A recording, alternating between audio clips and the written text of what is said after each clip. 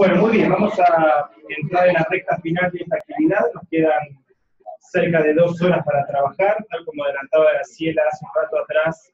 La idea es poder concentrarnos en la audiencia de juicio oral. Y la propuesta, más que hablar de la audiencia, es trabajar desde problemas que ocurren comúnmente en los juicios orales, y que son los que hemos compartido con ustedes. Son 15 supuestos que en la experiencia nuestra suelen ocurrir, son problemas bastante habituales. Por supuesto que si hay otros que han ocurrido aquí, aprovechemos para discutirlo. Esto es simplemente un disparador para discutir, pero pueden haber otros supuestos, otros problemas, así que también siéntanse libres de plantearlos si no están recogidos en los que compartimos. La idea es también incluir a quienes nos acompañan en el resto del país. Ellos también trabajaron con estos casos, y la propuesta de trabajo ahora es que por cada uno de los supuestos nos cuenten quienes lo han discutido, qué respuesta tienen, cómo abordarían ese problema, y abrimos un debate sobre posibles alternativas para abordarlos. Bien, el primer caso, un caso en donde la discusión principal es si a un testigo se le puede pedir una opinión, y en definitiva la objeción que hace aquí la defensa es que al tratarse de un testigo experto podría opinar. La pregunta es cuándo tenemos un testigo experto, cuándo a un testigo en el juicio se le puede pedir una opinión o conclusión, ¿sí? ¿Qué han discutido quienes han trabajado este caso? Creo que era el sector de la izquierda, si no recuerdo mal, ¿no? Bueno, nosotros nos quedó un poco debatida. El micrófono. Les pedimos con los micrófonos que los usen bien cerca de la boca, porque parece que no se escucha bien. Sí, gracias. Ahí se escucha bien, sí. Bueno, a nosotros nos quedó un poco debatida. De hecho, cuando terminamos las 5 volvimos a esta y cambiamos un poco la posición. En lo menos se entendía que sí, que se podía hacer esa pregunta, se podía hacer esa opinión, porque en definitiva es una apreciación a que pensamos un poco en sentido común. Vivo en mi casa, me da el frente, yo escucho perfectamente si hay una discusión frente a mi ventana, o si es en la esquina. O sea, una apreciación más que de experticia de sentido común, más cuando decía que hace 20 años que vivo ahí. Ahora, siendo un poco más a lo técnico, podemos pensar que en definitiva la distancia yo no la puedo medir. Sin verla no la puedo medir, no la puedo decir. Entonces, desde ese punto de vista, creíamos que sí, que la pregunta no era relevante a ese testigo. Incluso después yendo más al fondo, sí, porque el caso empieza con la defensa está intentando dilucidar el lugar exacto donde fue detenido. Si yo quiero saber el lugar exacto donde fue detenido, y ese testigo no me sirve para determinarme dónde estaba, porque lo único que puede decir es que escuchó, no vio, y si yo digo que por escuchar no puedo tener la distancia, incluso terminaríamos pensando que ese testigo no sería conducente para este proceso. ¿Lo admiten como testigo experto o no? No. ¿No? ¿Alguien lo admitiría? A ver, ¿por qué? Hay una mano levantada atrás.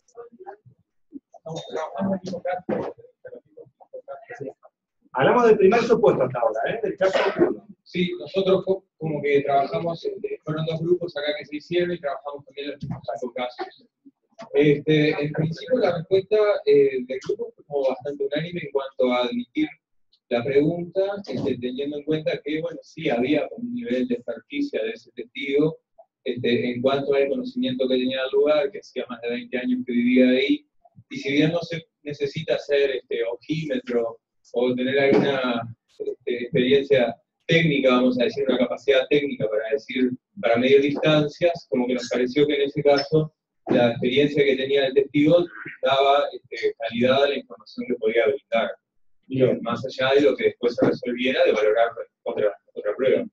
Bueno, bien, ¿cuál sería la respuesta?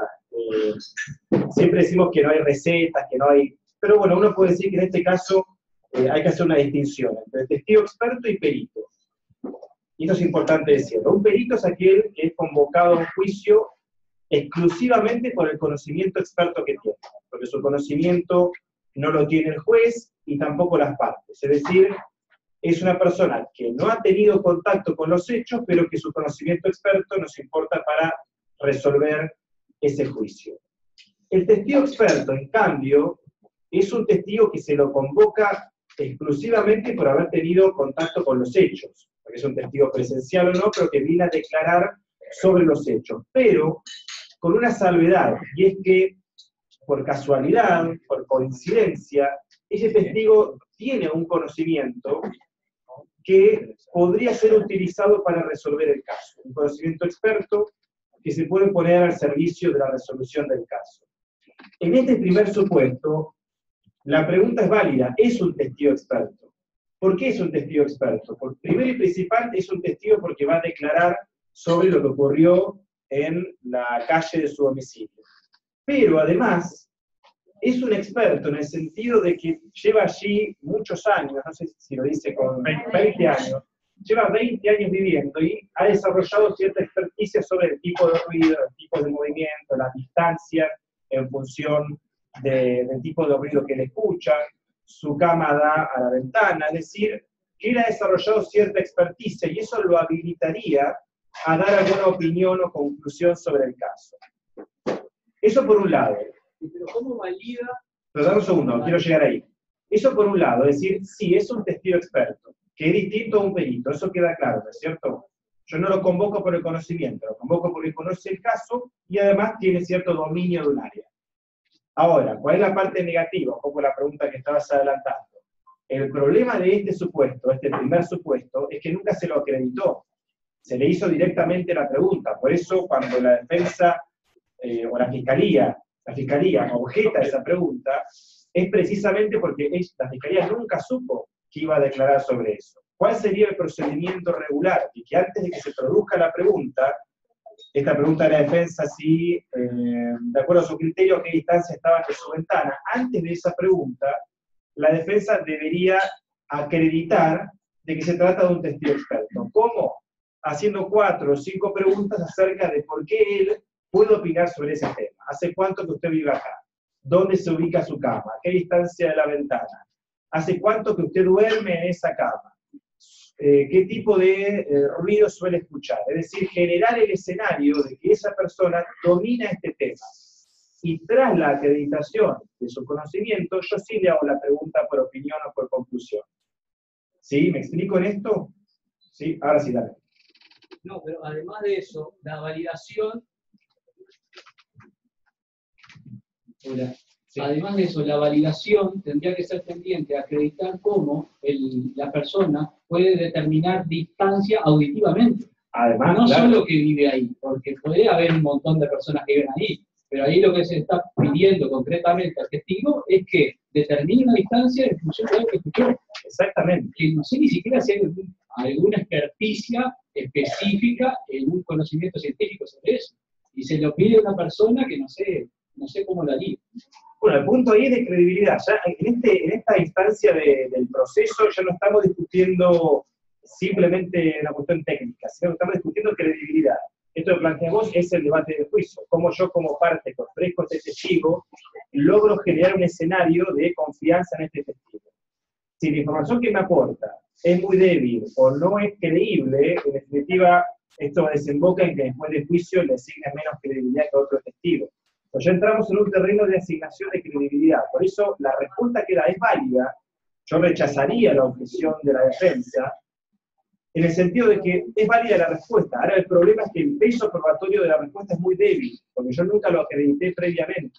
Yo si fuese juez de juicio, la verdad no le daría mucha importancia a esta respuesta, porque yo no sé quién es el testigo, cuánto vive ahí, esto que decís vos, qué capacidad auditiva tiene. Por eso lo importante, si se presenta este testigo, que ocurre, es acreditarlo previamente, dar un soporte de credibilidad para que cuando diga sí o no la respuesta, el juez diga ahí. Y a ver la importancia porque vive allí, tiene capacidad auditiva, esto le pasó previamente. Uno podría, pienso en voz alta, decir que esta persona es un músico y el músico tiene más desarrollada la audición, o que se dedica a esto, etcétera, etcétera. Hay mil ejemplos. Pero lo que uno tiene que hacer es acreditarlo previamente. ¿Sí? Tanto un grupo, sí. Ah, bueno, muy bien. Bueno, ustedes díganme dónde está. Yo no, está. Nuestro grupo, por mayoría, tuvo una historia. Para mí, yo soy encargado de sostener la tesis contraria, básicamente. La pregunta habría que irse era un tema de valoración de la prueba. Básicamente, estaba sometida al terminar, un tema de luego la sentencia se valoraría si efectivamente ese testimonio tiene fuerza probatoria para acreditar la distancia o el lugar exacto donde estaba la persona cuando fue detenida. Y la historia, en el caso mía, es que la forma, la cuenta propuesta, la pregunta, yo creo que lleva necesariamente al testigo a dar una opinión, de acuerdo a su criterio. Y por más que podemos discrepar con los expertos, el testigo no está para dar opinión, más allá de que siempre hay cierto grado de subjetividad, pero la forma en que se redacta la pregunta creo que es lo que lleva a la reflexión de lo que se deba asegurar. Totalmente de acuerdo. A ver, concuerdo en lo primero, en el sentido de que me parecen las dos muy válidas. Solo introduzco un matiz. Es cierto de que los testigos no están allí para dar opiniones, salvo en este tipo de casos, en donde yo, a pesar de no haber acreditado su experticia, luego discutimos si eso no es experto, pero a pesar de no haber acreditado su experticia, le hago una pregunta por opinión porque yo ya dije previamente que él vivía ahí hace 20 años. El tema es que lo acredité mal. El problema es de acreditación. Yo lo acredité muy mal porque fue muy débil la acreditación. Solo dije hace 20 años que vive ahí. Luego le daré peso probatorio. Cuanto más mal lo acredite, menos fuerza probatoria tendrá. Yo lo acredito muy bien, tomo un minuto para hacerle 5 a 10 preguntas, y luego la respuesta es esta que él me da, es muy posible que tenga otra fuerza probatoria. Pero yo coincido con las dos opiniones. Lo único matiz que introduzco es que el testigo no está para dar opiniones, salvo en estos casos, en los casos del testigo experto. Esta pregunta es la que comúnmente se llama pregunta por opinión o conclusión. Existe en la litigación, lo pueden encontrar en varios manuales. Ese es el debate que tiene que darse, experto en cuáles son los, en el caso este sería, cuáles son los ruidos que suelen ocurrir en esta calle. ¿Cómo? No piensen en experticia solo en términos de las profesiones formales, ¿sí? Porque suele pasar que los peritos son, o los expertos tienen que ser solamente personas que han atravesado una carrera o una profesión.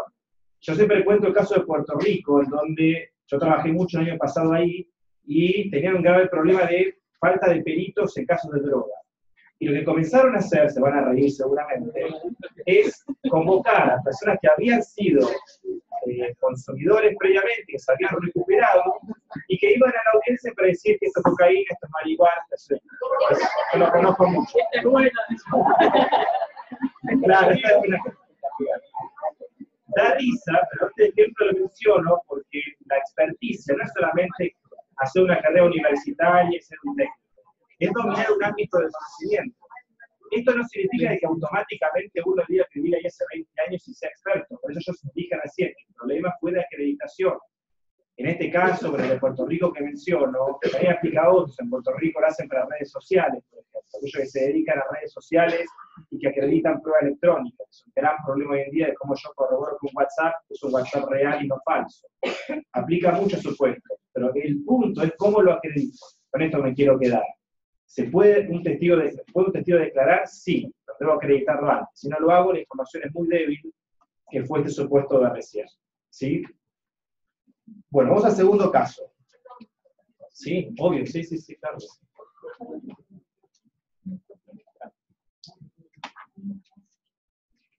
Tú me dirás si ahora sí. Tú me dirás capaz que no es para responder en este tema, pero sí la traje a la mente. Al revés. Me llega en el juicio oral, me llega como prueba admitida la declaración de un médico y de una psicóloga en un caso de abuso sexual como testigos, no como peritos, con un informe de donde se extrae que hubo un infecto. Y se incorpora en el auto de apertura como prueba admitida con la responsabilidad de la defensa, porque ni siquiera se planteó alguna discusión. Y al momento del interrogatorio, la fiscal intenta exhibir el documento y preguntarle si lo suscribió, y ahí empiezan a realmente intentar seguir el interrogatorio como perito, ¿no? La pregunta es al revés. Tú planteabas la posibilidad de un testigo experto, que para nosotros, creo que casi todos nos resultó como novedoso esto de que, aunque no tuviera esos conocimientos, esa experticia.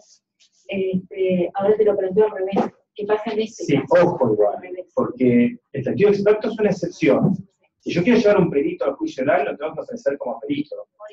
Entonces, si yo voy a la audiencia de juicio oral y cual sea el litigante, el fiscal o defensor, se da cuenta de que en realidad lo quería ofrecer como perito, en el momento ya, haciendo uso de la preclusión que ayer discutíamos, si quieren seguimos esa palabra, no es el momento.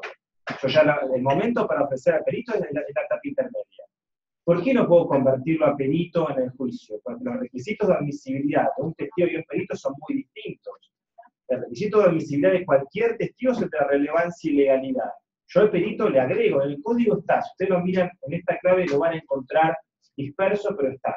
El perito tiene 3 criterios adicionales de admisibilidad, además de la relevancia, que son el de necesidad, que significa básicamente que el perito sea el único conducto apropiado para incorporar la información, es decir, que si eso lo puede decir el imputado, que se prioriza al imputado y no al perito, que sea idóneo, es decir, que declare sobre un ámbito de experticia que él domina, si es un perito general, que tiene que opinar sobre una rama especializada, toxicología o cual fuese, aunque no sea su rama, que la domine, es decir, que tenga un estudio, preguntarle dónde estudió, hizo alguna pasantía, publicó algo sobre este tema, y en último lugar, que sea confiable, es decir, de que no solo domine ese tema, sino que aplique una teoría científica actualizada.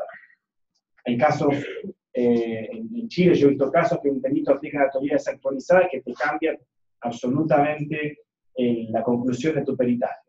Es decir, ¿por qué menciono esto? Que si yo quiero convertir un testigo en perito en el juicio es tarde, tendrá que haberlo hecho en la etapa intermedia. Yo tendería a rechazar ese planteo y que siga declarando como un testigo.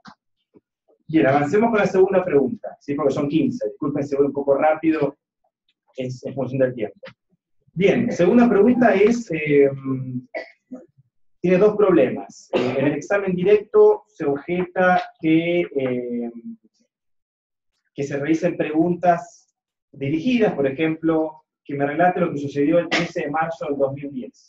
La Fiscalía, la defensa en este caso, objeta que es subjetiva, es decir, que incluye información en la pregunta. Y el otro problema es que en el contraexamen, hasta dónde se pueden realizar preguntas sugestivas o compuestas. ¿Sí? Es el problema central, yo voy resumiéndolo para quienes no han leído las preguntas. ¿Qué han discutido en este caso? En la pregunta, en el supuesto 2.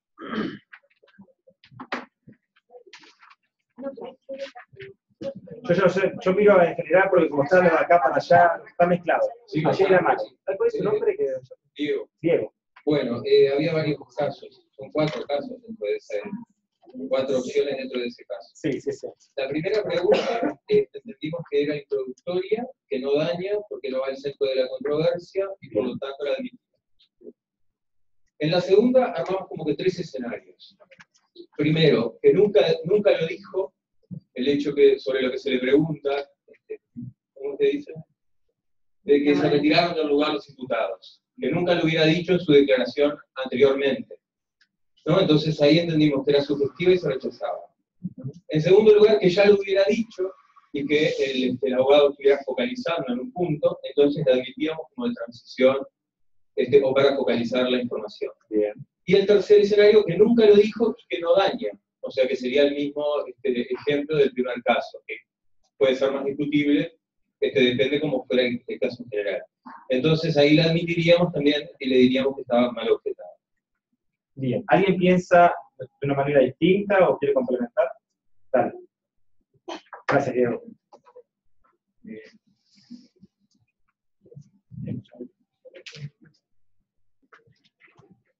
Nosotros entendimos que la primera pregunta es subjetiva, por indicarle un lugar, una hora, pero dependería también del contexto del juicio. No sabemos si era muy importante, o si podía estar en debate la hora, el lugar o el día en que se produjo el asalto, el arrebato. Por lo tanto, en principio consideramos que era subjetiva, ¿no? Pero habría que estar un poco al caso concreto. Respecto de un matiz que tuvimos una opinión diferente con respecto al grupo, En el segundo caso no es una pregunta. Dice, se trata de una pregunta de transición. Dice, presta atención en el momento en que los imputados se encuentran en el lugar. Nosotros consideramos que ahí no había una pregunta. Por lo tanto, la objeción en realidad es que se tiene que comprar una pregunta activa. Y las últimas dos, entendimos que en contra examen se podían hacer preguntas de ese tema, precisamente por ser un contraexamen. Bien. Bien, gracias. Muy bien. La verdad es que coincido en general, está muy bien. Varias cosas para decir. Primero, que en el examen directo, coincido contigo, ¿cuál es tu nombre? Con Damián. Si no está cuestionada la fecha y la hora, en el caso de que no se cuestione en el caso, son preguntas de introducción o transición, así se suele llamar.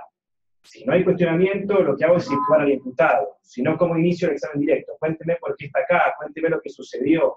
Si no es un punto de controversia, como no era en este caso, le pregunto, bueno, cuénteme qué pasó este día.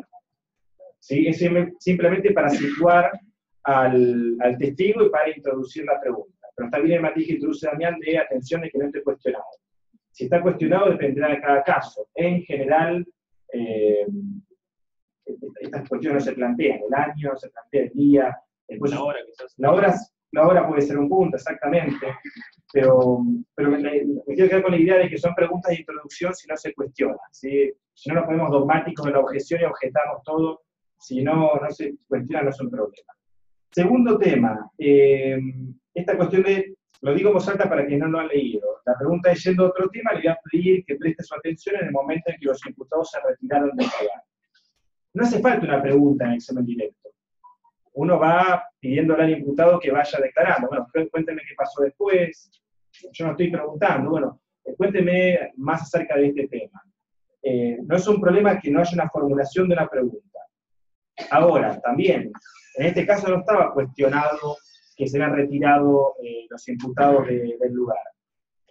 En este caso, quizá no está acá explícitamente, pero ya venía el imputado declarando de que se había retirado del lugar los imputados. Entonces lo que yo hago es tomar lo que me dice y pedirme que me lo aclare. Yo no estoy incorporando información.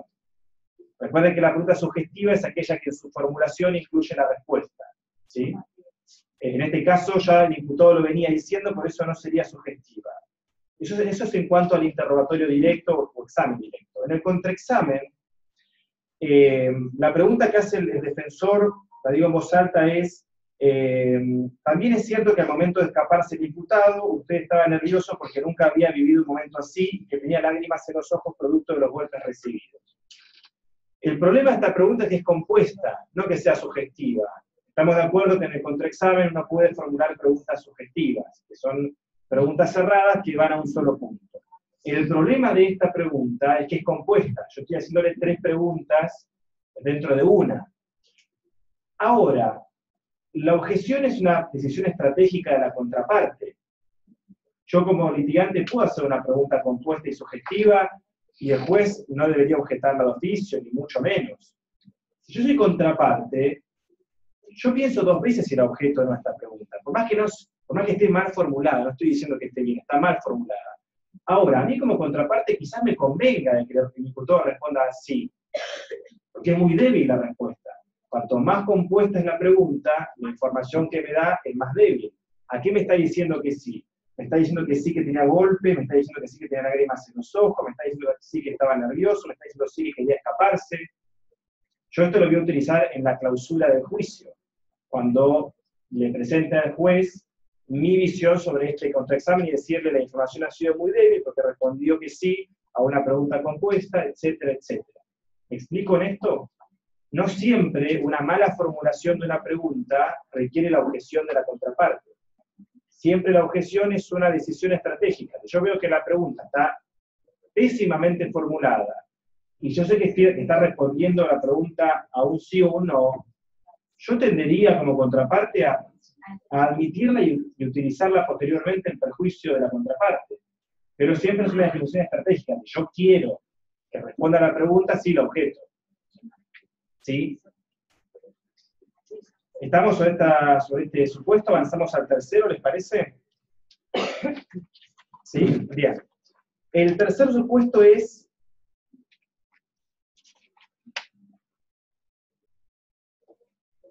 es aquel en donde se habían presentado un conjunto de testigos, no recuerdo cuántos, 5 creo que eran, ¿no? 6 testigos. Se presentan 6 testigos, la fiscalía, quien los había presentado, cuando inicia el juicio oral e interroga a algunos de ellos, dicen, ¿sabe qué? Los testigos faltantes no me hacen falta, prefiero prescindir de estos testigos. La defensa dice, miren, a mí me interesa contrainterrogarlos, quiero que declaren los 6 testigos. ¿Qué hacen ustedes? ¿Los admiten? ¿Admiten el planteo de la fiscalía o de la defensa? De Diego y después para aquí. Sí, las intervenciones en voz alta, con Diego no hay problema, pero con el resto digo porque se quejan los que siguen por streaming.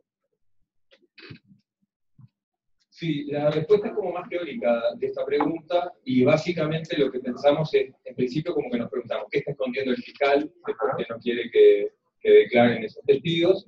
Y después, que la contraparte, vamos a decir la defensa, tiene derecho a acreditar también con el contraexamen determinados enunciados fácticos de su teoría del caso. Por lo tanto, nos parecía que negarle que esos testigos que ya habían sido admitidos para el juicio declararan era atentar contra el derecho de la defensa, el contradictorio básicamente que está a raíz del contraexamen, y entendiendo también que es prueba que está en el juicio. O sea, básicamente no sacaríamos esos testigos. Bien, gracias. ¿Qué opina por acá? ¿Tu nombre? Rodrigo. Rodrigo, dale. No, matice no, simplemente el hecho de que capaz, si la defensa hubiese estado de acuerdo, ningún problema en desestimar esa prueba. Creo que era un poco el caso de que había planteado más temprano la doctora en su juicio de adolescentes. Y un poco en el símil del juicio civil, es prueba que ya se admitió y que un poco pertenece al proceso. Entonces, digo, incluso habiendo alegado a la defensa su derecho al contraexamen, quizás si simplemente se negaba o oponía arbitrariamente, quizás eso que hablamos, ese debate, bueno, ¿por qué se está oponiendo a desistir de la prueba si no me la argumenta por qué? Ahora, claramente cuando fundamenta el porqué de que tiene un derecho a contraexaminar esa prueba, digo, está su estrategia de la defensa, me parece que no, bueno, pidiéndolo así la defensa, no haríamos lugar a lo pedido por la fiscalía. Lo mismo, en la misma línea. Bien. Sí. Nosotros tomamos la otra opción. O sea, entendemos que no diligenciaríamos esa prueba. En primer lugar, no compartimos eso con la adquisición procesal de la prueba, digamos, eso que para civiles es muy común, no lo compartimos como que eso pueda ser trasladable a este tipo de proceso de adversarial. Pero además, por dos cuestiones, o dos órdenes de razones. La primera es porque habría una preclusión en la solicitud de la prueba. Digamos, la defensa pudo haber solicitado esos testigos como testigos de la defensa también, y ahí hubiera tenido la posibilidad de interrogarlos directamente, cuestión que no se podría haber hecho igual, aunque se diligenciara la prueba que la Fiscalía ahora está queriendo no diligenciar. Y el segundo orden es porque, en definitiva, el interrogatorio directo tiene como finalidad fundar o hacer prueba para la teoría del caso de quien lo propone. Y el contrainterrogatorio tiene como finalidad, digamos, destruir la teoría del caso de quien propuso el testigo. Y bueno, entonces hacer un interrogatorio sobre un fundamento probatorio que no voy a tener, no tiene sentido. O sea, ¿para qué voy a contrainterrogar un testigo que no es testigo de una parte? O sea, no me está fundando, no me está probando ningún hecho. Ese medio probatorio no me está sirviendo para la teoría del caso de la fiscalía. Bien, Damián. Nosotros discutimos las dos opciones, optamos por la primera, la que expresó el doctor Diego González. Consideramos que la prueba se tenía que diligenciar. Pero luego de llegar a esa conclusión, por los fundamentos ya expresados, no lo voy a repetir, lo que nos planteamos es qué pasaría si fuera al revés, si fuera la defensa. Es decir, se diligenció la prueba de la fiscalía, y ahora nos estamos cambiando de roles, ¿no? Pero no encontramos una solución, por eso lo quiero plantear. Bien. Y el abogado defensor detecta que la prueba diligenciada o que ya se produjo en el juicio oral a solicitud del Ministerio Público es endeble. Entonces, ¿por qué correr el riesgo de que se diligencie la prueba ofrecida por la defensa cuando yo ya puedo tener un escenario favorable si dejo las cosas como están. Entonces, eso, no sé, lo quiero plantear a ver qué piensan los demás colegas y la mesa. Bien, muy bien. Este es un caso más gris, no están muy bien estos matices que introduce. La pregunta se reduce indistintamente si la prueba de la Fiscalía o de la Defensa. ¿Qué hacemos cuando la prueba de cargo se quiere renunciar? ¿Pertenece al proceso? ¿Es prueba de cargo? ¿Qué tiene que hacer la contraparte? Y en esto me parece que hay más buenas prácticas que se podrían realizar que otra cosa. Primero y principal, la prueba de cargo. Es decir, en este caso es prueba de la Fiscalía. Ahora, sería una muy buena práctica, siguiendo este ejemplo, de que si a la defensa le interesan esos testigos, los manifieste en la etapa intermedia. Y también los solicite para la audiencia de juicio oral.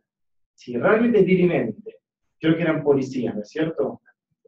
La declaración de los policías en el juicio oral, en la etapa intermedia, así como decíamos en la mañana de que le solicitamos más información a la Fiscalía en función de lo que los testigos le van a aportar, le pregunto a la defensa qué tiene para decir. Bueno, la defensa ahí podría plantear, a mí me interesa también contraexaminarlos. En definitiva, se reduce que en autoapertura, en vez de consignar de que solamente es prueba de cargo de la Fiscalía, también se incluye el interés de la defensa. Esto es una buena práctica, no está en el código, no debería estarlo, es una buena práctica para evitar estos problemas en el juicio y que no sea un limbo en el que no sabemos qué hacer. Pero efectivamente hay dos formas de verlo, que la defensa tiene etapa intermedia o que sea prueba del proceso. Mi opinión es que es prueba de cargo, porque la Fiscalía en este caso era que contactó a los policías, la Fiscalía los llevó a la audiencia de juicio oral, es decir, que es prueba de cargo. La pregunta es, si la defensa tenía interés, podría haberlo manifestado antes. Yo creo que este caso está planteado en términos positivos para los casos que vengan de aquí en adelante, en el sentido de que si alguno de ustedes, siendo fiscal o defensa, tiene interés en la prueba de la contraparte, la buena práctica sería que en la etapa intermedia sugiera de que también les interesa, por su hipótesis del caso, por su teoría del caso, incluir esa declaración. Bien, seguimos al cuarto supuesto, ¿les parece? El cuarto supuesto es un problema en el que se quiere incorporar un peritaje por escrito, luego de haber iniciado rápidamente el examen directo del perito. Se le hacen 2 o 3 preguntas, se le pregunta acerca de su conclusión. Cuando está respondiendo dicen, bueno, se incorpora por lectura. A ver, espero que la respuesta sea la que estamos esperando. ¿Ustedes admiten la incorporación por lectura o no? ¿No? El supuesto 4, sigamos el ejemplo. Sigamos el ejemplo porque si no, cambiamos el supuesto. A ver, Diego. Sí, hay un tema que es como el central, es Sí. si se admite incorporación por lectura. Nosotros acá en el grupo dijimos que no, por lectura no. Sin perjuicio, ese caso tiene como que varios matices, y en el grupo también hubo una respuesta, pero también quedamos como picando en unas cosas. Bien. La acreditación fue muy rápida, fue débil, o sea que faltó el tema del método y de la confiabilidad, y quizás algo en cuanto a la idoneidad que tuvo como más o menos. Después, en cuanto a la incorporación en sí, la incorporación de los enunciados que vaya a decir el testigo tiene que ser a través de su declaración, y se afecta obviamente, como dice la defensa, la oralidad y el contradictorio si no se hace a través de su declaración. Bien. Entonces, ahí como que fuimos al rol del juez en cuanto a si nadie dice nada, ¿no? Si la defensa no objeta, que quieren incorporar ese documento. Y bueno, ahí lo que dijimos es como que la labor pedagógica del juez ahí dice, bueno, para el momento, la prueba pericial, creo que era una pericial lógico, tiene determinadas reglas, hay que incorporarla, producirla de esta manera en el juicio. Y de ahí, el juez promover que continúe el interrogatorio. O sea, no imponerles interrogar, quizás el fiscal dice, no voy a interrogar más, y bueno, ahí se terminó la declaración de ese testigo. Pero bueno, promover que el juicio se desarrolle a través de la oralidad, o sea, el rol de custodio de la oralidad. Bien, bien. ¿Alguien piensa distinto o estamos todos de acuerdo en lo que plantea Diego? Estamos de acuerdo, ¿no? Sí, en realidad. Sí. Dale, Rodrigo, sí. No, sí, Ah, ok. no, es más o menos lo mismo, simplemente el tema de que se pierde la fidelidad, justo lo que hablábamos recién, la confiabilidad, la fidelidad de esa pericia, porque justo, no vamos a decir que la credibilidad del testigo no es importante, porque es muy importante. Cuando él, acá dice un punto suspensivo, como que sigo hablando, la acreditación estaría dada, pero justamente el método por el cual llega a la conclusión, que creo que es donde más podría llegar a contraatacar,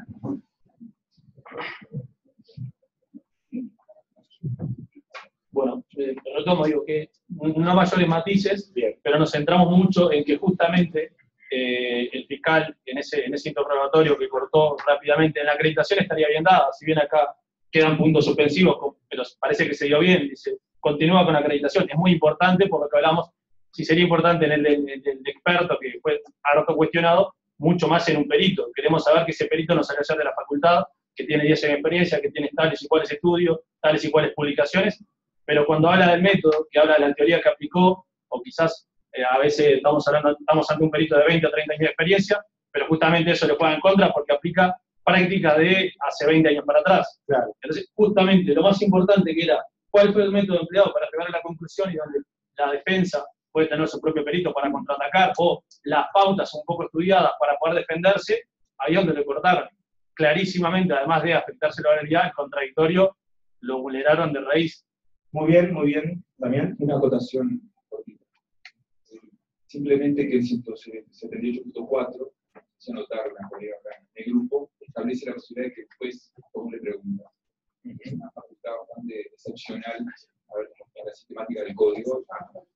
Es importante porque le permite al juez, creo que es el único medio probatorio que le permite, si no tengo mala memoria, claro. Preguntas. Sí, pero es común esta regulación, no es una excepción. Todos los códigos regulan la facultad de preguntas aclaratorias. No lo estoy defendiendo porque a mí me parece que estas puertas que se abren son muy perjudiciales a veces. De hecho, hay un artículo que el otro día justo leía acerca de qué se debe interpretar por aclaratoria. Y cuando uno habla con los jueces, aclaratoria tiene varios modos de interpretación. Y cada uno lo interpreta en función de hasta dónde quiere llegar.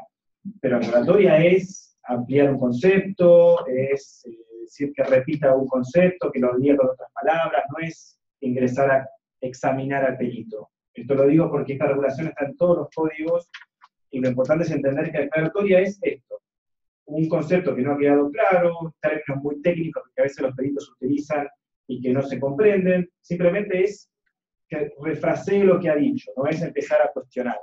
Ampliatoria. ¿Sí? Exactamente, bien. Bien, estamos de acuerdo entonces, ¿sí? Esto es importante, sobre todo la última pregunta, es ¿qué haría el juez? Si puede hacerlo de oficio. Si el juez advierte esto en un juicio, y la defensa está mirando hacia arriba, o está en otra galaxia, bueno, el juez tiene que de oficio evitar que se incorpore por lectura. Esto que decía Diego, de ser custodio del sistema contradictorio. Vamos al quinto y último caso del grupo que trabajó estos 5 primeros casos. Acá hay 2 grandes problemas. En el examen directo, el policía dice que encontró un arma de fuego en la cintura del imputado, y el fiscal, que estaba haciendo el examen directo, le pregunta, ¿recuerda si era revólver o pistola? Y aquí la contraparte objeta por sugestiva. Y el otro problema, a medida que avanza el examen directo, el fiscal le dice al policía que le va a exhibir un arma. Se le exhibe y le pregunta, ¿esta es el arma que usted secuestró? Y se objeta porque no había sido identificada previamente. Bien, ¿cómo lo han resuelto? ¿Qué opinión tienen? Vamos con Diego, Rodrigo, de Damián, si seguimos en el orden anterior. Bien, en cuanto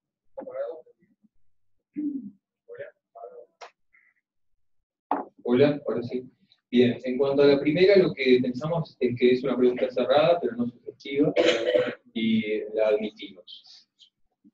Y en cuanto a la segunda, no la admitimos porque pensamos que es sugestiva, porque el testigo no tiene por qué saber que eso es lo único que ha incautado en esa investigación. Básicamente fue lo que manejamos. Bien. Sí, lo mismo de la primera, o sea, cerrada claramente porque es un arma que sacó de la cintura, quizás si en el hecho involucró, se la sacó de otro lugar, pero claramente un rifle, una escopeta, no la traía en la cintura, es una pistola, es un revólver, no le está dando muchas opciones y no habría muchas opciones. Y la segunda un poco lo mismo, es como en el reconocimiento, sin describir a la persona, yo voy y lo voy a pasar, que reconozca uno de esos que están ahí detrás del cristal. La pistola, voy y digo, si esta es la pistola, cuando antes nunca describió si era de tal color, si el tambor estaba así asado, si tenía, no sé, creo que estuvo el error en eso, como en el caso de la acreditación del testigo experto. Previamente debió describirse el arma para después hacer esa tarea que quiso decir, bueno, ¿es esta el arma que usted incautó? Bueno, Coincidimos. bueno, hay una mano por ahí levantada en la cámara Gesell, parece, también. Así era. Sí, nosotros recibimos en esta última, porque bueno, como que había un error en la formulación de la pregunta, y veíamos el 172 que decía que antes del reconocimiento de una cosa, se invitará a la persona que debe efectuarlo a que la describa. Entonces parecía que en realidad la forma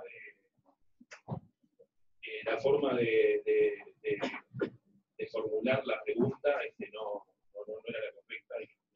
Bien, más allá de la formulación de la pregunta, si esto ocurre en un juicio, ¿por qué causal objeta la pregunta? Causal. Sugestiva, compuesta, por opinión, impertinente. ¿Qué causal utiliza? Sugestiva, ¿no? Sugestiva. Le estoy mostrando un arma como creo que dijeron por ahí. El policía ya dijo que le secuestró un revólver antes. ¿Por qué sugestiva? ¿Qué información está incluyendo? El arma.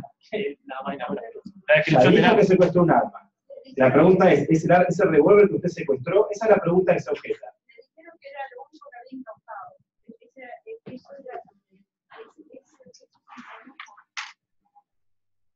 Digo, se introdujo ese aspecto. Esto es lo único que hay incautado. ¿Es esta el arma que usted incautó? ¿Es la única que está incautada? ¿Qué información nueva estoy incorporando a la pregunta? Esa información de que era lo único que había incautado. ¿Y eso lo dice la pregunta?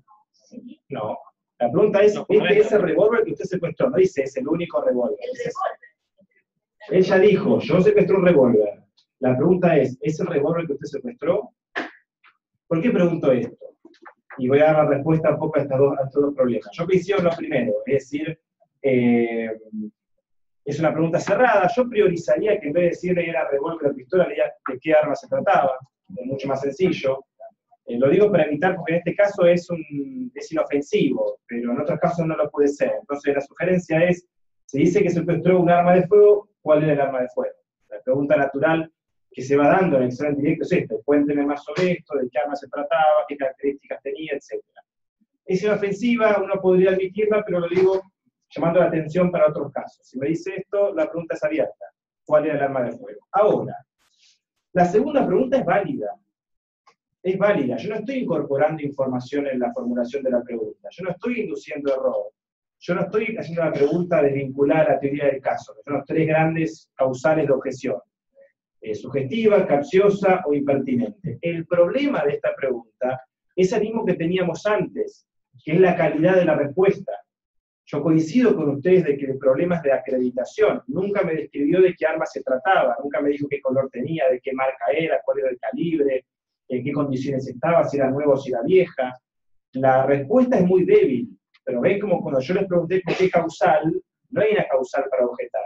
Está mal formulada absolutamente, está mal acreditado también, pero no hay una causal de objeción. La respuesta es muy débil. La información es de muy baja calidad. Cuando el juez tenga que valorar esta información, si yo fuese juez en ese caso, diría, la verdad no me queda claro que se trate del mismo revólver o pistola, revólver. No me queda claro porque lo único que hizo fue mirar el arma y decirme que sí.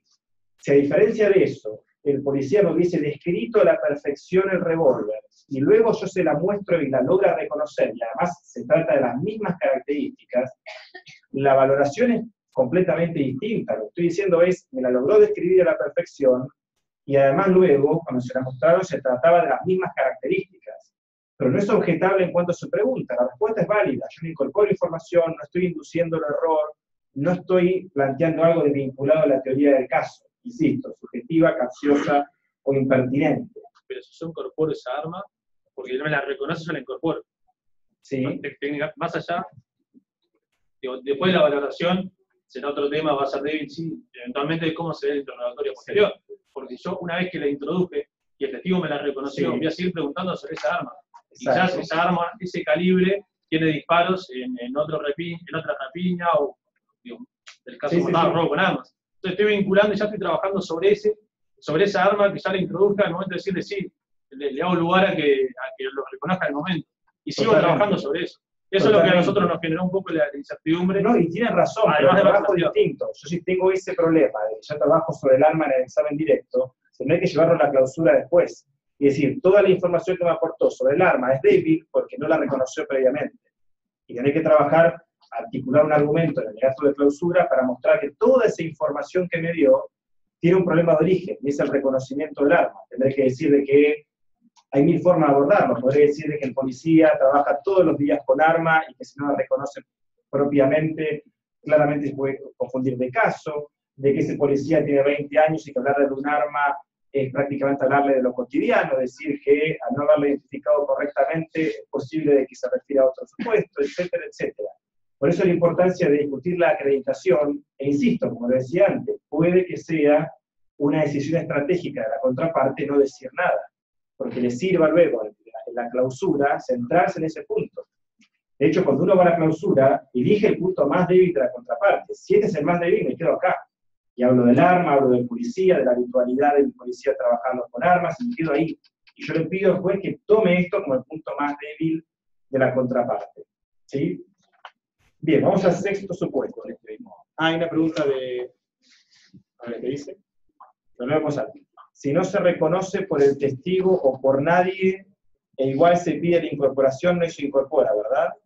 Claro, siempre los documentos objetos se incorporan con un testimonio. Sí. Bien, vamos al sexto supuesto. Acá cambiamos ya de grupo. Este era un caso de... déjame fijarme, bueno, sí, una persona que objeta permanentemente. Es decir, doy un ejemplo. En el examen directo se plantea... Le plantean al testigo, nos acaba de relatar que le sustrajo con un tirón el celular que tenía en su mano. Luego, ¿hacia dónde lo observó? Objeción irrelevante. Algo le llamó la atención, objeción subjetiva. ¿Qué hacemos con un testigo de este tipo? ¿Qué grupo lo trabajó? Ustedes. Se salió muy peronista en Argentina, diría. Muy bien. ¿Qué hacemos con este litigante? Hola. Dije Bueno. peronista y se cayeron las cosas. A ver, adelante. Nosotros, la pregunta era, ¿debe el juez llamar la atención a las partes sobre el comportamiento de la audiencia? ¿Es posible que el juez fije las pautas de litigio antes de la audiencia? O sea, dos preguntas, ¿no? Exacto. Nosotros entendimos que sí, que era pertinente, que el juez lo podía hacer, y nos aparamos en el artículo 137 del CPP. Bien. Muy bien. Adelante. También en el 271.3 también se habla de... ¿Qué dice? Cuéntenos qué dice para... Dice, las partes podrán objetar las preguntas inadmisibles. El tribunal tratará el planteo de inmediato con mínima sustanciación si fuese necesario, evitando que las objeciones se utilicen para alterar la continuidad del testimonio. Bien. Muy bien. ¿Alguien quiere agregar algo? Sí, adelante. En realidad, en la división de las dos preguntas, si se puede llamar la atención, sí. Ahora, lo de fijar las pautas del litigio antes de la audiencia, acá generó cierto nivel de, por lo menos de discusión. Muchos dijeron que sí. A mí me rechina, o sea, ¿qué quiere decir dar pautas para litigar? Bien. ¿Tengo que decir lo que tienen que hacer? Buena pregunta. Estoy poniendo pautas de convivencia. ¿Qué significa pautas de litigio? Bien, hablemos de eso. Bien. Bueno, yo coincido con ustedes. Es decir, hay que tener paciencia, digamos. Y decirle al litigante que no objete sin sentido. Ahora, esta última pregunta es central. Es decir, ¿qué significa fijar reglas de litigio? ¿Qué significa que un juez intervenga para evitar que un litigante objete sin sentido? Esto es lo que llamamos el deber de tutela o el rol de conducción del juicio. Un poco los artículos que ustedes describían recién y que se suele llamar el rol de tutela de la audiencia.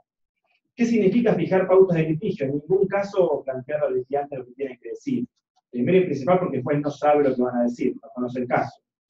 ¿Pero qué significa? Primero y principal establecer algunas pautas mínimas, y más en contextos como los de ahora en Uruguay, que está partiendo el sistema, que se están dando los primeros juicios. Por ejemplo, plantear al inicio de la audiencia cómo se va a estructurar el debate, de que van a haber alegatos de apertura, de que se van a examinar y contraexaminar, pedirles en el examen y contraexamen de que las objeciones, ustedes saben que la modalidad es decir objeción y la causal, no explicar por qué, yo un poco lo que hacía con ustedes recién, ¿por qué objetan? Y ustedes me decían, no, porque está mala pregunta, no, causal, subjetiva, impertinente, una palabra. Fíjate, esto es una regla de litigio inicial. Cuando ustedes, si yo fuese juez de juicio, le diría, cuando ustedes objeten, díganme la causal, no me expliquen por qué. Si tengo alguna duda, se lo pregunto. Díganme objeción y impertinente, causal subjetiva, por opinión. Si yo la verdad no tengo claro, le digo, bueno, cuénteme por qué. Y le pregunto a la contraparte, o le pido a la contraparte que me dé su opinión. Esta es una regla de litigio. Y luego plantear que en el acto de clausura tendrá que presentar una propuesta al tribunal. Y también fijar plazos. Los alegatos de clausura y apertura esperaríamos que no duren 3 horas en un caso de rapiña.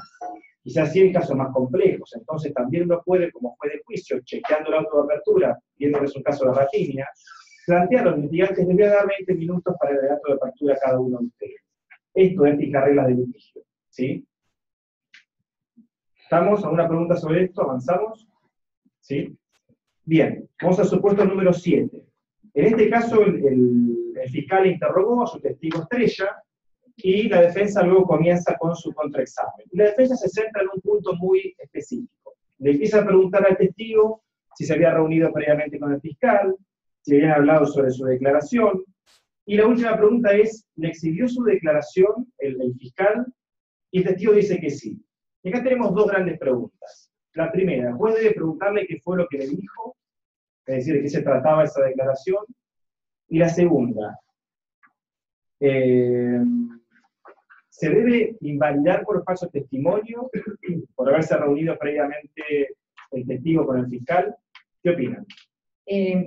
Bueno, en la pregunta 1, Sí. nosotros entendimos que no debería el juez preguntar, debía detenerse ahí en el interrogatorio, y nos basamos básicamente en el artículo 144.c. Los jueces no podrán realizar actividad probatoria ni incorporar de oficio evidencia alguna. Bien. Por lo tanto, eso por un lado, desde el punto de vista legal, y por otro lado, dentro de la teoría del caso, de cada una de las partes, nos parecía que seguir el interrogatorio también podía frustrar tanto la de una parte como la otra. Si el defensor había parado ahí, por algo.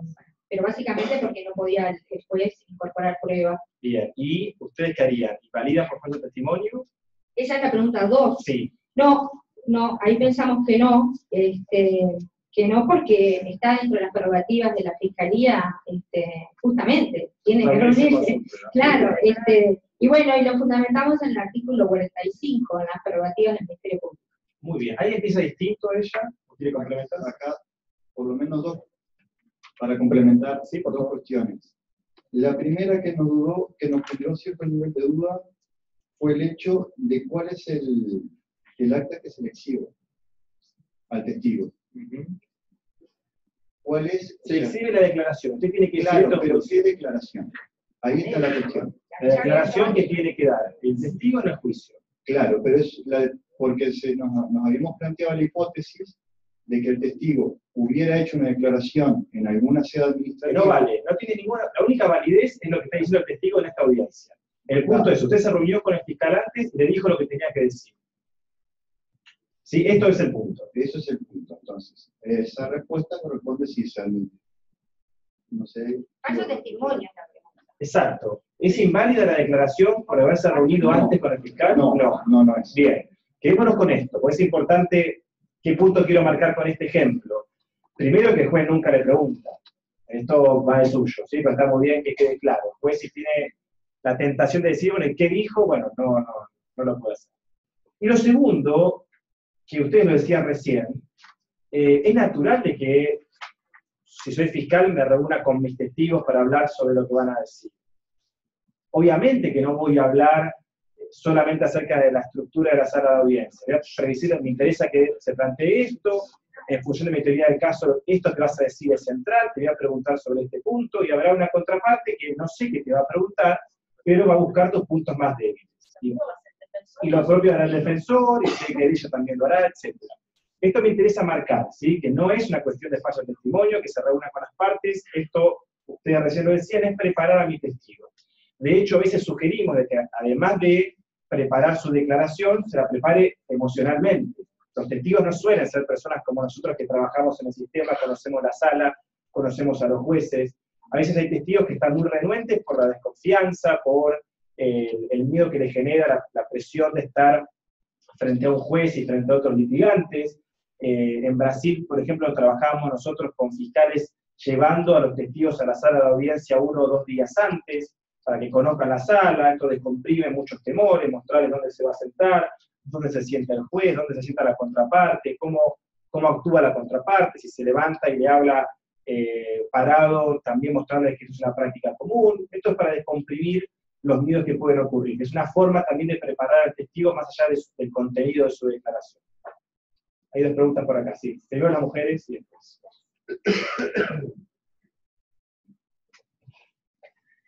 Sí, Elena.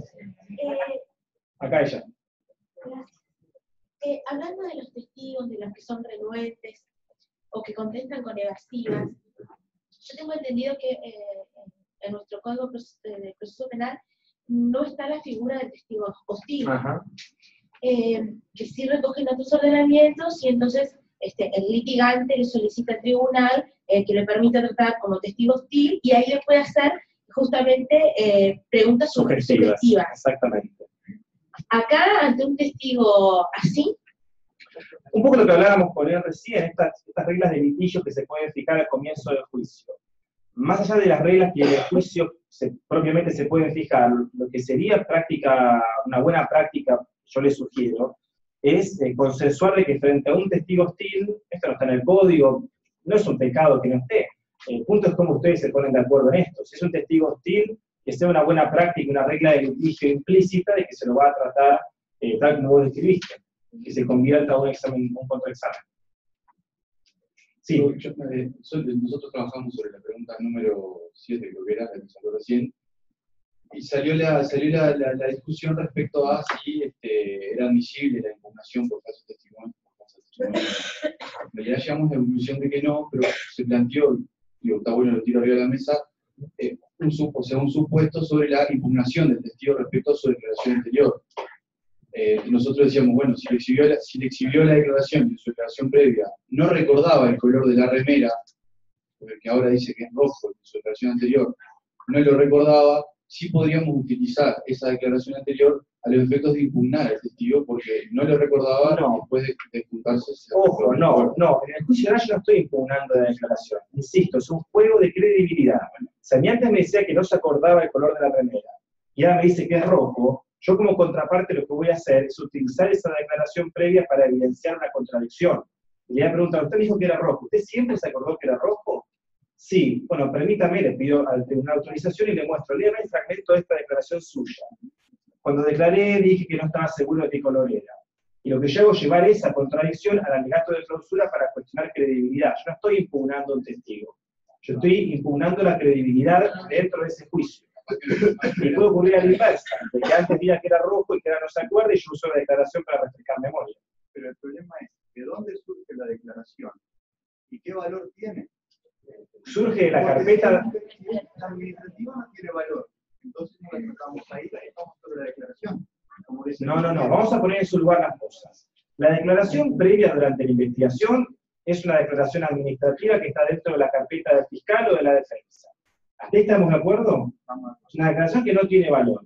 Lo que tiene valor es lo que plantea el testigo en la audiencia de juicio, salvo en 2 excepciones. Uno, cuando no recuerda algo, y yo como prueba, como fiscalía, si es prueba de cargo, siguiendo este ejemplo, le refresco la memoria. Y el segundo supuesto es cuando yo quiero evidenciar una contradicción siendo contraparte.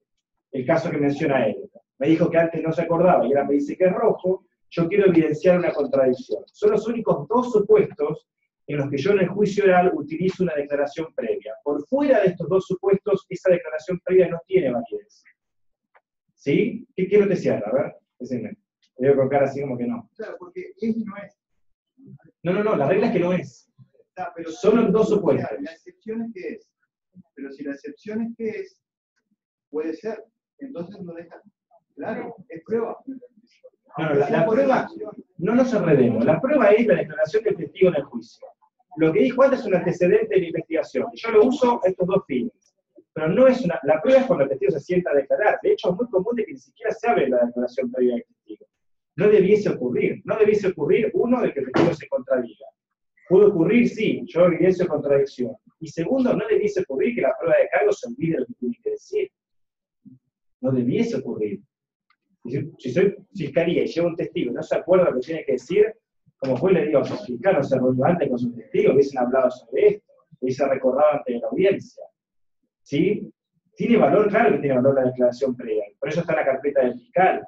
No es prueba en el sentido de que yo no puedo incorporar al juicio, estoy escuchando al testigo, solamente en dos supuestos lo utilizo.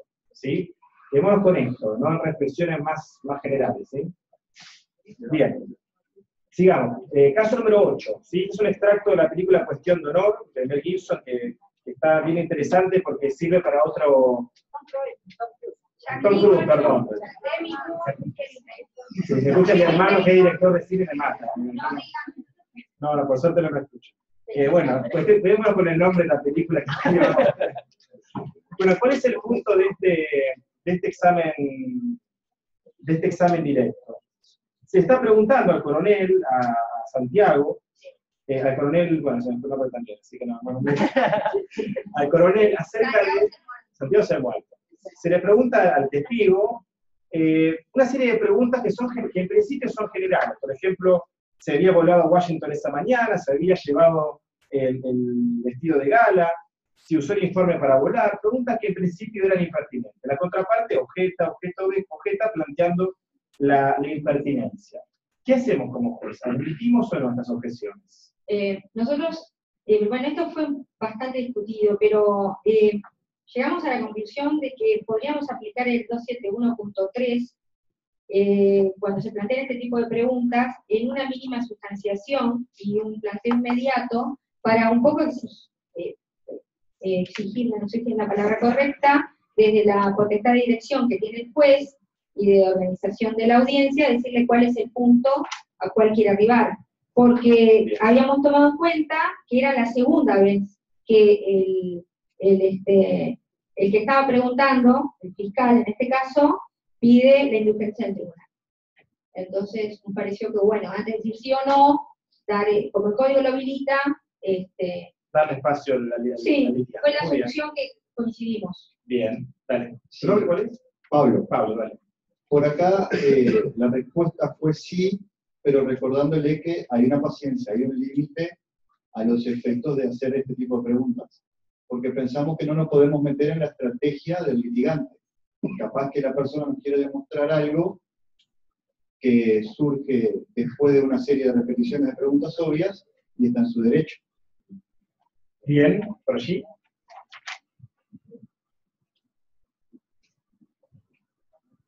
Nosotros fuimos por la línea del medio. Muy salomónico, muy bien. Exactamente. No, nosotros entendimos, sí, hacer lugar al pedido de indulgencia, en el entendido de dejarlo desplegar su estrategia, ni apurarlo, ni cortarle la posibilidad de desplegar esa estrategia. Bien. ¿Alguien quiere agregar algo? Bien. Bueno, yo coincido con la mayoría de ustedes. Acá el punto es un poco lo que plantea Pablo, esta idea de tener paciencia, como decimos también. No conocemos la teoría del caso del litigante. En el caso que sucedió recién estuvo bastante bien manejado, es decir, me pregunto, ¿a dónde va la pregunta? Tengo un minuto que yo voy a arribar a la hipótesis que quiero comprobar. Lo dejo 2, 3 veces, si van 5 o 6 preguntas, si no conduce a ningún lado, un poco lo que dice él en términos de, bueno, a ver, fiscalidad, una pregunta más y terminamos con este tipo de preguntas impertinentes. Es una causal de objeción, de impertinencia. Pero también es cierto, como decía antes, este deber de tutela o de conducción también significa cierta paciencia. Como no conozco la teoría del caso, lo que hago es darle espacio. Le doy espacio 2, 3, 4 veces. En la quinta o sexta, ya esto no conduce a ningún lado, ahí sí le digo, litigante, ¿dónde quiere llegar? ¿Sí? Le dejo una pregunta más y termina esta ronda de preguntas impertinentes. Bien, vamos al noveno supuesto. ¿Sí? Este es un caso en donde La defensa plantea que eso existido, el imputado no va a declarar, y la Fiscalía entonces solicita que se incorpore por lectura, porque le interesa a la Fiscalía esa declaración. La defensa dice, no, me pongo porque afecta al contradictorio, y es interpretar incorrectamente la declaración del imputado. ¿Cómo resolverían? ¿Admiten el planteo de la Fiscalía e incorporarlo por lectura? ¿Tu nombre? Laura. Laura, ¿verdad? No, nosotros nos basamos en el 271.1, en el inciso segundo de ese, a su vez, inciso, en el cual dice, expresa este punto. Perdón. La prueba deberá producirse en la audiencia de juicio, no resultando válida la incorporación como prueba de actuaciones realizadas durante la investigación, salvo que se haya cumplido con las reglas de prueba anticipado, que exista un acuerdo de partes. Claro. Y además de eso, nos basamos en el artículo 64, inciso H, en las prerrogativas del indagado, si no quiere declarar. Eso en relación si la defensa quiere contradecir, no puede el imputado declarar, el imputado no quiere declarar. Bien, muy bien. Ahí empieza distinto, quiere complementar en algo, estamos de acuerdo, ¿no? ¿Estamos de acuerdo? Bien, sí. En Estados Unidos se puede, de hecho, está regulado que se puede, que se admite. Yo creo que es un problema, en el sentido de que si el imputado no quiere declarar, que no lo haga.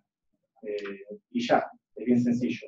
Pero en ningún caso se puede incorporar por lectura, porque además esto, si se admite que no es imputado, el problema es con el resto de los testigos, ¿no? Bien, décimo y último caso del segundo grupo. Aquí el problema es bien distinto. La Fiscalía realiza en el contraexamen al imputado una pregunta capciosa. Le pregunta acerca del hallazgo de una huella digital suya en el lugar de los hechos. Y el punto es que esto nunca ocurrió, de que la información es falsa. Pero lo induce el error al imputado. Esta es la pregunta capciosa. La pregunta es, ¿cómo interviene el juez en un caso como estos? Lo que se plantea acá es que la defensa no dice nada. Creo que lo más grave es que la defensa, porque si la defensa hubiera hablado que era lo que correspondía, no pasaba nada. Exactamente. Bueno, pasaba, pero pasaba otra cosa. Exactamente. Bueno, nos costó un poco más, pero nosotros pensamos que sí, que lo vimos a partir del auto de apertura. Porque nosotros dijimos, si en el 269, inciso E, que dice la prueba que hubiera sido admitida, aceptado los datos necesarios para la presentación de la misma en juicio, como que si hay una valoración, el juez, por las prerrogativas que tiene de conducción del proceso, porque es una prueba capciosa, y porque en definitiva hay un auto de apertura que dice cuáles pruebas van a ser las valoradas o no, entendimos que sí, que el juez podía observar que esa prueba no había sido incorporada en el juicio previo que se hizo referencia en este curso. Bien, sí. Acá en realidad, para ambas preguntas la respuesta fue no, porque sigue el mismo razonamiento en principio del anterior. Puede haber una estrategia de tratar de demostrar algo que nosotros en ese momento no sabemos, que no nos corresponde evaluar en ese momento.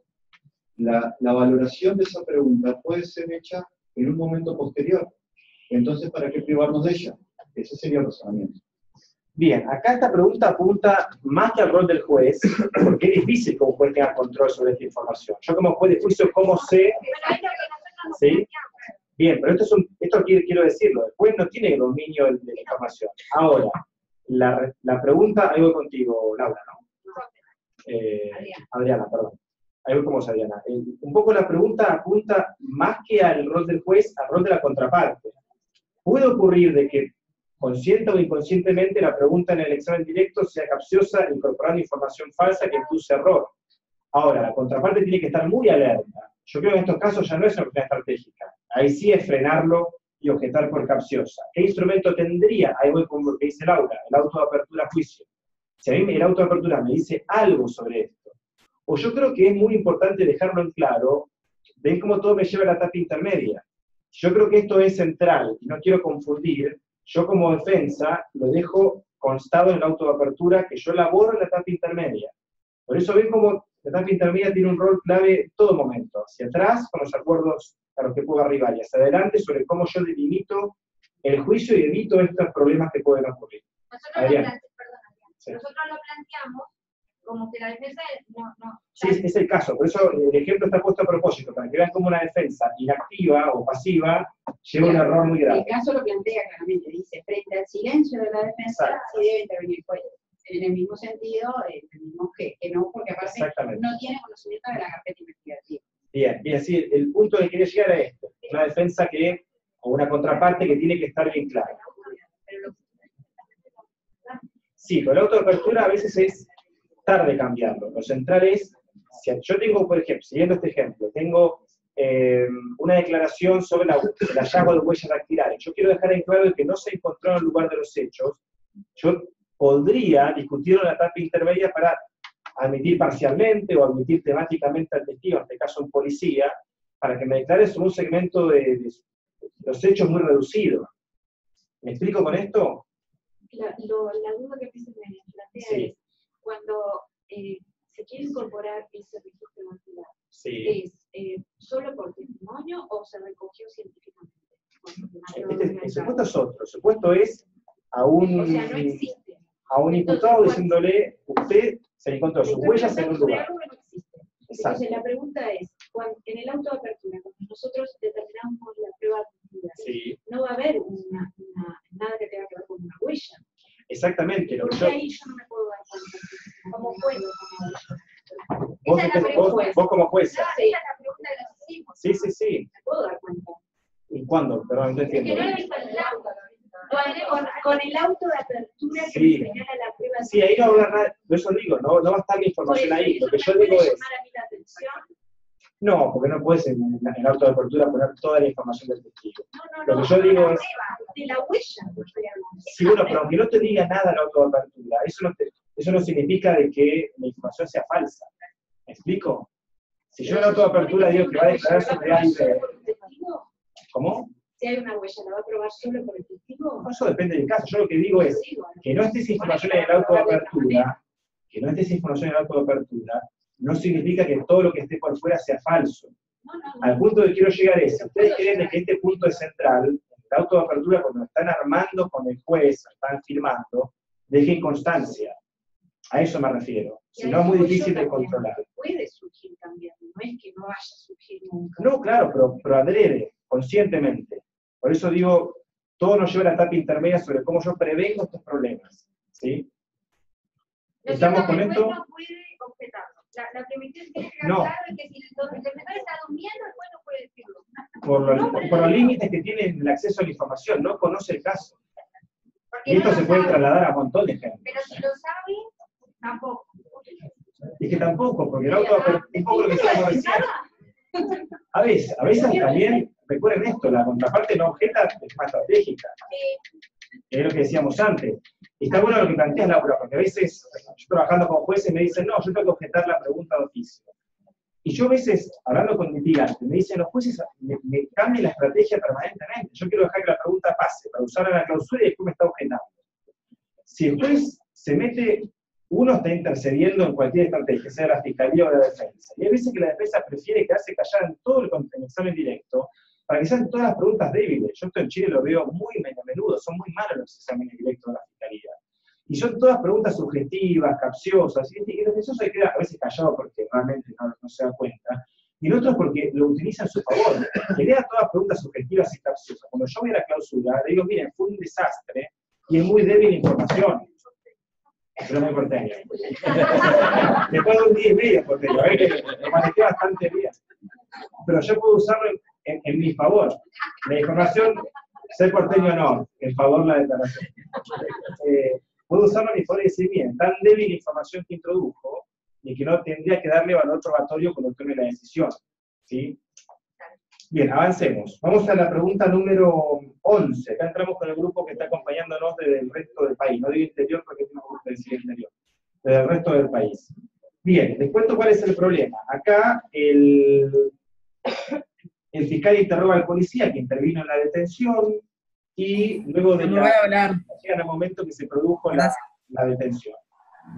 Conversando le dice, ¿usted logró un acta? Sí. Le pregunta acerca de lo que consignó en ese acta, se la exhibe, y cuando se la exhibe le pide que al tribunal que le incorpore como prueba documental. La pregunta es, ¿qué hacemos? ¿Admitimos la incorporación o no? ¿Qué nos dicen nuestros compañeros y compañeras del resto del país. Hola, ¿se escucha? Perfecto. ¿Qué tal? Acá Mercedes Reyes, desde Rocha. Bueno, yo entiendo que haría lugar a la objeción porque el testigo no estaría produciendo la información. Sí podría quizás usar el acta como un respaldo en caso de que tenga alguna duda, pero afectaría la fuerza del testimonio. Eso fue lo que entendí. Laura, ¿no? Mercedes, Mercedes, lo digo en voz alta por si no lo escucharon, ella haría lugar a la objeción porque para no incorporar por lectura el documento, pues afecta al contradictorio. Un poco lo que discutíamos en un supuesto atrás acerca de qué sucede cuando no hay objeción de parte y se quiere incorporar por lectura.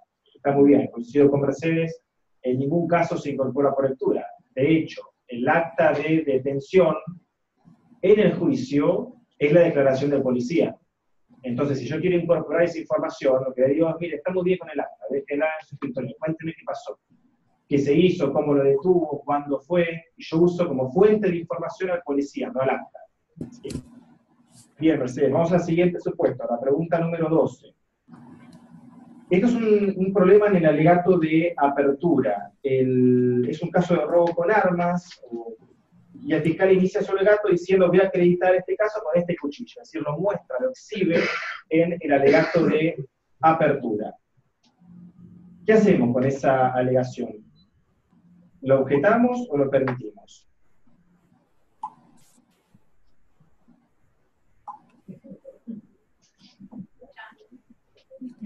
¿Se escuchó? No. No, vamos a repetir.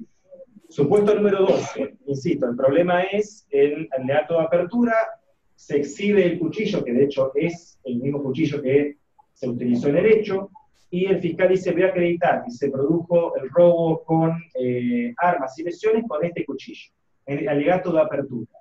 Lo que dice la contraparte es que se objeta la pregunta principalmente porque está produciendo pruebas, ¿sí? La pregunta es si lo admitimos o no. ¿Escuchó? Sí, Mercedes u otro que nos acompañe de otra ciudad. Iba a hablar Viviana, pero no sé. Hola. Pero no se puede conectar. Bueno, hagamos algo. Mercedes, dale vos y la siguiente vamos con Viviana, ¿te parece? Hola. Sí, dale vos con esta, ¿te parece? Bueno, sí. En la primera hipótesis haría lugar a la objeción porque en realidad estarían exhibiendo una prueba material que todavía no se incorporó en sí, o sea, no se sabe si sería prueba material porque no está incorporada o sea, no hubo producción de esa prueba. Y además que en el auto de apertura no sé si esto entraría, pero no habría que argumentar, sino que se tendría que versar sobre los hechos. Bien. Bien, hay un segundo supuesto que yo omití recién, y es que en otro caso, en el alegato de apertura, en un caso en el que se ponía en discusión la cantidad de alcohol en sangre, el litigante muestra y dice, tomó 8 vasos como este. Utiliza un vaso para dar cuenta del tamaño del vaso que usó el imputado. ¿Qué hacemos ahí, Mercedes? Bueno, ahí me generó un poco la duda si mostrar esos vasos sería solamente ilustrativo, que lo hablamos justamente con Galeto, que es la que iba a intervenir, si se estaría exhibiendo solo como ilustrativo o sería argumentativo. Si es solo para ilustrar, me parece que no habría problema, pero no lo tengo muy claro. Bien, vamos a hablar sobre esto. En cuanto al primer supuesto, efectivamente, está produciendo pruebas. Yo estoy utilizando el mismo cuchillo para decir que voy a probar que se utilizó en el caso. Como decíamos hace un rato atrás, los elementos, los objetos los introdujo a partir de la declaración de quién lo utilizó. Si lo encontró el policía en la calle, él le contará en qué condiciones lo encontró, lo acreditará, presentará un escenario previo sobre las condiciones del cuchillo, pero yo no puedo utilizarlo porque es prueba argumentativa, estoy argumentando desde un elemento de prueba. Distinto es el segundo supuesto, cuando yo uso un vaso a modo ejemplificativo, y digan bien, tomó 8 vasos como este. Esto es lo que se suele llamar prueba demostrativa, es decir, no estoy produciendo pruebas, estoy dando cuenta solamente de la cantidad que tomó. Esto, en el alegato de apertura, es una buena estrategia para poner en contexto, para marcar una imagen al juez, para que todo el proceso, todo el juicio lo atraviese desde esa imagen. Es decir, no fue un vaso tipo de estos que son shots, sino fue un vaso gigante. Bien, esto sería admisible, en el sentido de que es prueba demostrativa. Diego, ¿no? Sí, una pregunta. El hecho de que fueran de cumpleaños infantiles, ¿no podría generar prejuicio? Como que tendencioso, de alguna manera. Eran vasos de cumpleaños infantiles. Por lo tanto, abusos sexuales, la víctima parece que era mayor de edad, por lo que dice. Yo no lo pensé, la verdad. Puede ser, sí. Puede ser, no lo había pensado, pero... No sé si se escuchó del interior. Dale, repetir a No, como era un caso de violación, que por lo que pienso que era una persona mayor de edad, la víctima, y como usa vasos de cumpleaños infantiles, ahí no podría haber como un prejuicio un poco tendencioso en cuanto a la presentación del alegato, y generando prejuicio en el tribunal. Cambiemos el vaso por uno de vidrio, y ese era el punto. Sí, no lo había pensado así, pero el punto es otro, es si puedo utilizar una evidencia demostrativa en el alegato de apertura, sí, este es el punto que quiero llegar, se puede utilizar. Sí, claro. En el caso anterior, por ejemplo, si yo digo voy a usar este cuchillo, es excepcional que se objete, puedo objetar. Es decir, que el objeto está produciendo prueba. No debiese ocurrir en la clausura de apertura, pero sí lo puedo hacer. Sí, la pregunta de Beatriz es sí, puedo objetar. Bien, avanzamos al supuesto 13. Este es un caso en donde es un caso de un delito de violación y el fiscal está interrogando a la víctima. Bien, me acuerdo. En el transcurso de la declaración con la víctima, lo que surge es la declaración, la víctima de abuso dice, es muy vergonzoso este proceso para mí, me es muy difícil. Recuerdo que hay una persona que se llamaba Raúl, que observó desde la ventana lo que estaba sucediendo. Yo esperaba que él me ayudara, pero esto no fue así. Es decir, que la víctima, en este caso de un delito de violación, incorpora el nombre de una persona que es muy importante para la hipótesis del fiscal y que no había sido considerado previamente. Y solicita, por supuesto, que se la convoque al juicio, porque previamente no se había considerado. La pregunta es, ¿qué hacemos con esta solicitud de la Fiscalía? ¿Lo admitimos o no? ¿Hablo yo de vuelta?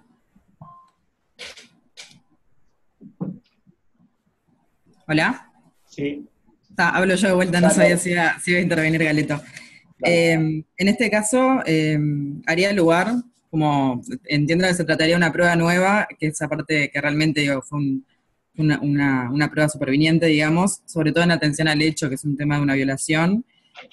Obviamente previo a escuchar a la defensa, y justamente a mí me pasó esto en un caso de que en audiencia de juicio, una testigo, era un tema de abuso sexual, una testigo sacó una carta de la niña y dijo que la niña se la había dado para que le entregara ese día de la audiencia.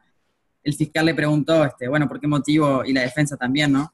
No la había entregado antes y ella dijo que lo que pasa que era algo muy íntimo y que la hija no había querido mostrarla hasta ese día de la audiencia, que ahí le habilitó a la madre, digamos, a que la mostrara. Bueno, nos quedamos todos medio ahí, yo le escuché a la fiscalía pidió que se agregara como una prueba superviniente, porque la verdad no tenía conocimiento y cuando la había interrogado nunca se le dijo nada respecto a esa carta. En la carta hablaba de que había sido abusada la niña, y se le dio yo le escuché a la defensa también. Bueno, en este caso fue más fácil porque la defensa no se opuso.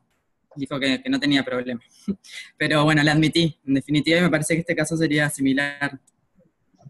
Muy bien, ¿se escuchó? ¿Sí? ¿Escucharon bien? Bien, coincido completamente con Mercedes. En estos casos son los de prueba nueva, que suelen llamarse de prueba nueva, es decir, casos en donde delitos de violación, de abuso, de violencia de género, son realmente muy difíciles de atravesar, entonces yo admito de que la víctima le ha costado decirlo previamente, de que en la propia declaración en el juicio advierte que había otras personas que podían colaborar, ella misma decía, para mí esto es muy vergonzoso, es decir, hay cierta plausibilidad de que ese testigo sea la primera vez que se menciona, ¿sí? Vamos al supuesto 14, que es distinto a este. En el supuesto 14, el fiscal está interrogando a la víctima en un caso de lesiones, y en el transcurso del examen directo le pregunta, bueno, ¿qué pasó luego? Y dice, bueno, no paraba de golpearme el imputado y le pedía ayuda a Hernán. ¿Quién es Hernán? No, es amigo mío, está sentado en la sala del tribunal. El fiscal solicita que se incorpore prueba nueva, que es la declaración de Hernán. La pregunta aquí es, ¿lo admitimos a Hernán o no? Bueno, en este caso, a diferencia del anterior, me pareció que no, porque es un relato muy vago y que parecería que la Fiscalía no indagó bien previamente respecto de lo que sabía la persona, porque si no, del relato claramente hubiera surgido que Hernán intervino. Me parece que no está acreditado que sea realmente una prueba nueva, así como está planteado. Bien, muy bien, efectivamente. Este caso es muy distinto, porque no es prueba a la que no se podría haber accedido previamente. Lo que da cuenta es un error de trabajo del Ministerio Público, de no haberse entrevistado con la víctima y preguntarle qué testigos podía aportar. Un amigo que estaba ahí para ayudar y que no lo aportó, no es prueba nueva. Ven como el matiz es muy gris la línea que divide un caso de otro. Uno podrá considerar algunos criterios como el tipo de delito, el tipo de víctima, cuántas veces la víctima declaró, para poder mensurar hasta dónde le es o no difícil dar información. Pero en un caso de lesiones, donde lo que está contando es un amigo que le iba a dar ayuda y no lo mencionó previamente, bueno, en definitiva es un trabajo deficitario en la investigación. Por eso en este caso coincido, es un escenario distinto al anterior y en principio habría que rechazar este planteo que realiza el fiscal. Vamos al último supuesto. Es un supuesto que va en esta línea, pero es un tanto distinto. Un caso de violencia familiar, la defensa está contraexaminando a la víctima de violencia, y le está negando absolutamente haber tenido episodios de agresión con su pareja, el imputado. La defensa le pregunta si es cierto que hubo denuncias previas, que un mes antes tuvo altercado con su pareja, y que en esa oportunidad lo golpeó él a ella, que le provocó un corte con un cuchillo. Y cuando le hace esa pregunta, la defensa, que está contraexaminando, pide que se incorpore prueba sobre prueba, es decir, a un testigo que es Marcos, quien va a dar cuenta de que es cierto de que hubo lesiones previamente. En otras palabras, para marcarle que la víctima está mintiendo. ¿Bien? ¿Qué hacemos en este caso, Mercedes? ¿Lo admitimos o no? Bueno, esto lo hablé con Galeta y voy a decir la respuesta de ella porque así puedo intervenir, porque me está escribiendo por WhatsApp. Vale. Ella dice que habrían dos formas de resolverlo, que una podría haber sido introducir en la audiencia por parte de la defensa esa prueba, y entonces en esta instancia rechazarla, o si no, entenderlo que es una prueba sobre prueba, porque sería sobre la credibilidad, y entonces admitirlo. Bien, bueno, este supuesto es el que se llama prueba sobre prueba, es decir, le hago 5 o 6 preguntas al testigo o a la víctima acerca de un punto, lo niega, y en definitiva lo que me hace es empujarme para llevar un testigo que yo no había presentado previamente para mostrar la mentira en la que está incurriendo. Yo me acuerdo que en un juicio lo hicimos en Buenos Aires, el imputado, que estaba negando haber sido el autor. Esto fue un caso simulado, pero llevado a la vida real quizás no sería admisible, pero el imputado venía diciendo que él lo había sido, que negaba haber sido el autor, y teníamos una grabación donde él reconocía haber sido. Hicimos 5 o 6 preguntas. ¿Usted le reconoció alguna vez a alguien haber sido el autor? No. ¿Usted está seguro de que en confianza con un amigo no lo habló? No. ¿Usted está seguro de que en la universidad, que fue la grabación, usted no habló en confianza con alguna persona y le contó? No. Y pedimos autorización para mostrar una grabación y mostrar la contradicción en la que estaba incurriendo el imputado. Se transmitió el video y mostramos prueba sobre prueba, es decir, para negar la prueba que está produciendo, produzco otra encima. Muchos de estos debates que hemos tenido, y un poco para cerrar este ejercicio, naturalmente no están regulados en el código. Prueba nueva, prueba sobre prueba, testigo hostil, son elementos que no están. Para quienes quieran tener una mirada más profunda, yo siempre sugiero el Código de México, el Código Nacional de Procedimientos Penales, que para mí es el mejor código de la región en regulación de reglas de litigio. Todo esto que hemos discutido lo tiene regulado, y son algunas reglas que se pueden adoptar. Un poco lo que planteamos antes a propósito de lo que decía Pablo sobre qué son las reglas de litigio. Yo creo que, tal como está regulado el Código en Uruguay, no son obstáculos o no hay obstáculos para que estas reglas se puedan incorporar a través de buenas prácticas o a través de consensos a los que arriba el juez previo al inicio del debate, y plantea, bueno, si se presenta un escenario de testigo hostil, la regla que vamos a aplicar es esta. Si hay prueba sobre prueba, será esta otra. Uno esperaría que sea un consenso generalizado más allá de una audiencia particular, pero más allá de esto, si ocurre en una audiencia, la fijación de reglas de litigio va por este lado. Es decir, que a pesar de que no esté regulado, uno puede igualmente trabajar con reglas de litigación porque es el principio básico que ha recogido el código. Hay una pregunta. Dice, si se admite prueba superviviente sería muy lost. Ahora sí, si se admite prueba sobreviviente, no se da tiempo a la defensa para articular su contraprueba, claro. Sí, pero uno esperaría cuando hay prueba nueva, por ejemplo, el caso de recién, una víctima que habla de un testigo dirimente, lo que se hace es suspender el juicio para convocar a ese testigo y que la defensa pueda preparar su contraestrategia. Claro. Sí. Bien, ¿alguna pregunta? No. Yo quiero decir algo, porque lo hablé con Graciela y con Alberto en el almuerzo y realmente lo quiero poner en común. Y es que, afortunadamente, tengo la posibilidad de trabajar mucho en espacios como estos, a pesar de que soy joven, ya van 10 años que trabajo en esto, y la verdad he visto muy pocos casos en donde un sábado seamos tantas personas, jueces, fiscales, defensores, profesores, que estén aquí, que estén a través del streaming. Realmente lo he visto muy poco. Me ha tocado trabajar en Bolivia los fines de semana, en alguna provincia de Argentina también, siempre cuesta mucho, y realmente quiero celebrarlo, porque esto da cuenta primero del interés que tienen, y sobre todo de que la reforma es esto, la reforma no es hacerle cambios al código, no son grandes discusiones procesales, es sentarnos a discutir, resolver problemas, buscar consensos, y no es un agradecimiento ni una felicitación para cumplir. Realmente lo siento así, se lo manifesté a Graciela, a Alberto, a María Laura, a Beatriz, a todos los que están trabajando desde la AMU, porque realmente los quiero felicitar. Lo he visto muy poco, así que los felicito, y ojalá que siga siendo así el interés y la predisposición, porque es cierto, muy pocas veces en los países, tuve la suerte de trabajar en los 20 de la región, lo he visto. Así que muchas felicitaciones y muy orgulloso de estar acá con ustedes.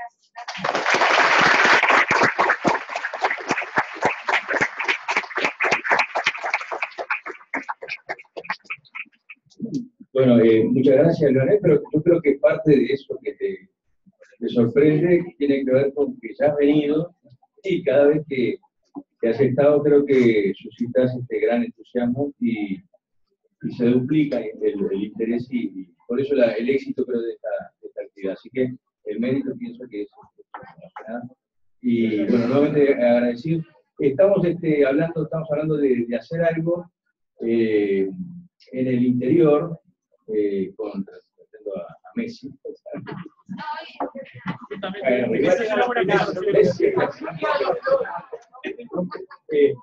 Pero lo vamos a madurar, pero simplemente pienso que puede ser interesante que una actividad similar a esta y que incluso con un tipo taller para el control de acusación, que ya que también tenemos complicaciones, se realiza de repente en un lugar del interior, que es un reclamo y que en todo caso el streaming se da acá. Así que bueno, trabajaremos en eso y habrá novedades respecto de su concreción. Pero bueno, muchas gracias por estar acá.